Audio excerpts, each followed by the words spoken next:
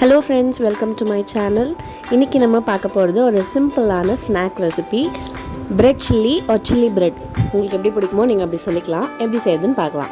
So இதுக்கு first தேவையான பொருட்கள் வந்து bread. நான் வந்து ஒரு 6 ஸ்லைஸ் bread எடுத்துர்க்கேன். கோதுமை bread or மைதா bread எது வேணா எடுத்துக்கலாம்.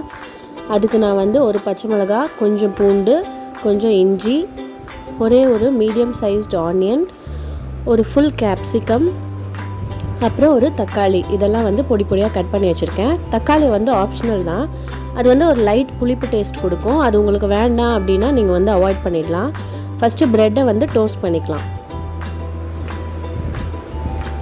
ஸோ நான் வந்து சைமல்டேனியஸாக இந்த பக்கம் அந்த மசாலா ரெடி பண்ண போகிறேன். இன்னொரு சைடில் தவாவில் ப்ரெட்டை டோஸ்ட் பண்ண போகிறேன். ஸோ ப்ரெட்டை யூஸ்வலாக குட்டி குட்டி பீசஸாக கட் பண்ணிவிட்டு டோஸ்ட் பண்ணுவாங்க சில பேர். பட் அது வந்து ஒன்று ஒன்றா திருப்பி போட கஷ்டமாக இருக்கும். ஸோ நான் யூஸ்வலி டோஸ்ட் பண்ணிவிட்டு அப்புறமா அதை வந்து பீசஸாக கட் பண்ணிப்பேன். ஸோ உங்களுக்கு எப்படி விருப்பமோ அப்படி பண்ணிக்கலாம். இந்த பக்கம் கடாயில் நான் வந்து ஒரு 2 டேபிள் ஸ்பூன் எண்ணெய் விட்டுக்கிறேன். யூஸ்வல் பிரெட் டோஸ்ட் மாதிரி இல்லாமல் இது ஒரு டிஃப்ரெண்ட்டாக இருக்கும். ஸோ இந்த மாதிரி ட்ரை பண்ணி பாருங்கள். ப்ரெட்டை வந்து நல்லா கோல்டன் ப்ரௌன் கலர் வர மாதிரி டோஸ்ட் பண்ணிக்கோங்க.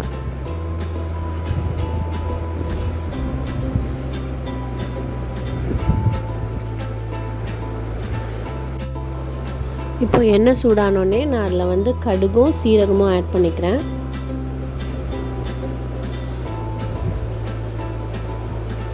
ரொம்பவே குவிக்காக செஞ்சிடலாம். இந்த ஸ்நாக் வந்து ஒரு 10 மினிட்ஸ் தான் ஆகும்னு வச்சுக்கோங்களேன். இந்த பக்கம் நம்ம ப்ரெட்டை டோஸ்ட் பண்ணிடலாம். இந்த பக்கம் மசாலா ரெடி பண்ணி அப்புறம் அந்த ப்ரெட்டை அதில் போட்டு பெரட்டிட வேண்டியதான்.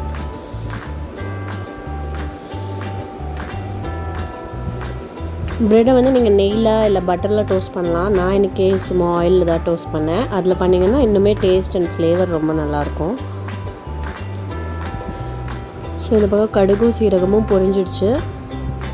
அதில் இப்போது நம்ம நறுக்கி வச்சுருக்க ginger, garlic and green chilli 3ஐயும் போட்டு நம்ம நல்லா வதக்கிக்கலாம்.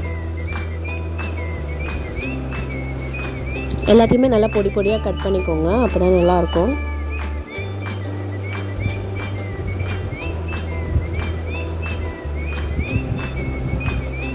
இப்போ நம்ம நறுக்கி வச்ச வெங்காயத்தையும் இதில் நம்ம ஆட் பண்ணிக்கலாம்.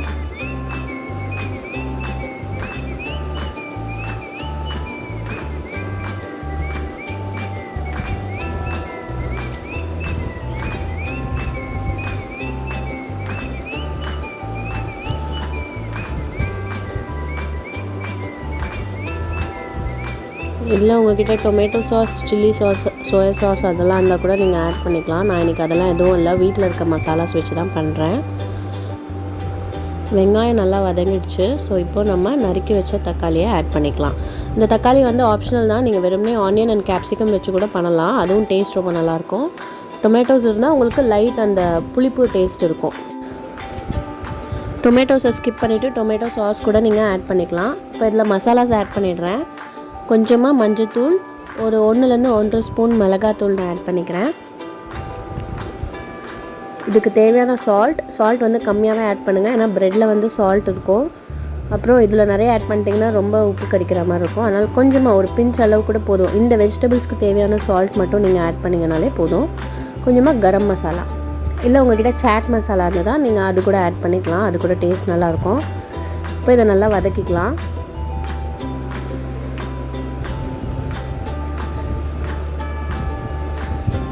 இது வந்து கொஞ்சமாக தண்ணி ஊற்றிக்கிறேன். நான் அந்த ரா ஸ்மெல் போகிறதுக்காக கொஞ்சமாக தண்ணி ஊற்றி கொதிக்க வைக்கிறேன்.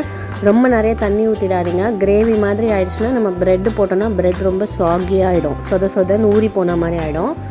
ஸோ கொஞ்சமாக தண்ணி அந்த மசாலாவோட ரா ஸ்மெல் போகிறதுக்காக நான் ஆட் பண்ணிக்கிறேன். அது கொஞ்சம் லைட்டாக கொதிச்சிட்டோம்.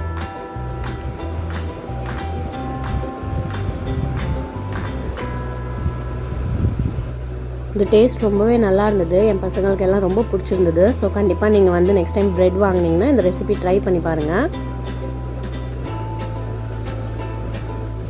இப்போ நான் இதில் லாஸ்ட்டாக கேப்சிகம் ஆட் பண்ணிக்கிறேன். கேப்சிகம் வந்து முதல்ல ஆட் பண்ணணும்னு இல்லை, அது லைட்டாக குக் ஆனால் போதும். அந்த க்ரன்ச்சினஸ் வந்து நல்லாயிருக்கும். இந்த ஸ்டைலில் நீங்கள் கேரட்ஸ் இருந்ததுன்னா கேரட்ஸ் கூட ஆட் பண்ணிக்கலாம். நல்லா பொடியாக கட் பண்ணிக்கோங்க, இல்லை கேரட்டை துருவி கூட நீங்கள் ஆட் பண்ணிக்கலாம்.